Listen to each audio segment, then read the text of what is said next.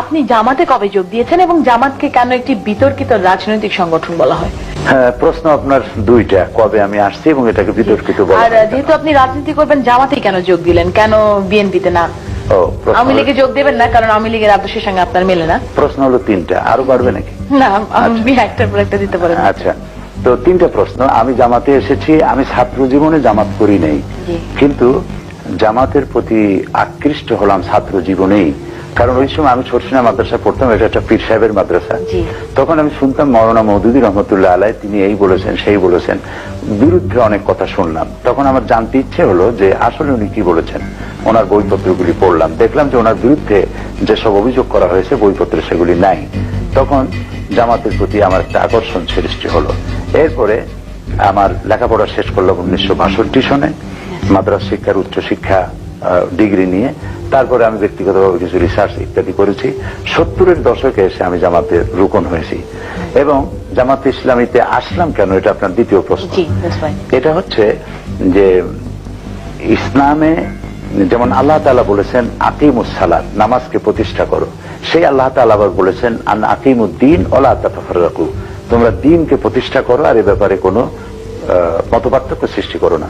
নামাজ পড়া যেমন ফরজ, আল্লাহর হুকুম অনুযায়ী ব্যক্তি, পরিবার, সমাজ ও রাষ্ট্র পরিচালনা করা ঠিক তেমন ফরজ। সেই জন্য এই ফরজ দায়িত্ব পালনের জন্য একটা দলে শরিক না হলে একাই কি এটা করা সম্ভব নয়। সেই জন্য আমার দৃষ্টিতে একটি সফল আন্দোলন আমি খুঁজলাম, যেটা এমন যে এই মুহূর্তে দেশ যদি হাতে পায় তাহলে দেশটাকে পরিচালনা করতে পারবে।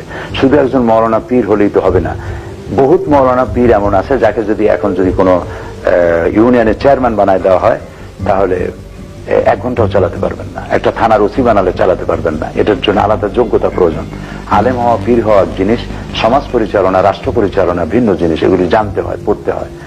এবং এই আন্দোলনকে পরিচালনা করার জন্য পত্রিকা থাকতে হয়, তারপরে সাহিত্য থাকতে হয়, বিভিন্ন সেক্টরে কাজ করতে হয়। আমি দেখলাম জামাত ইসলামী এমন একটি দল যার অঙ্গ সংগঠন আছে অনেকগুলি, শ্রমিকদের মধ্যে কাজ করছে, নারীদের মধ্যে করছে, অমুসলিম নাগরিকদের মধ্যে করছে, প্রশাসনের মধ্যে করতেছে, ছাত্র ছাত্রী, চাষি, সর্বস্তর, এবং তাদের সাহিত্যের একটা বিশাল ভান্ডার আছে, এবং পত্রপত্রিকা আছে, বাংলা, ইংরেজি, উর্দু, আরবি, ছাত্র সংগঠন ইত্যাদি সবকিছু আছে।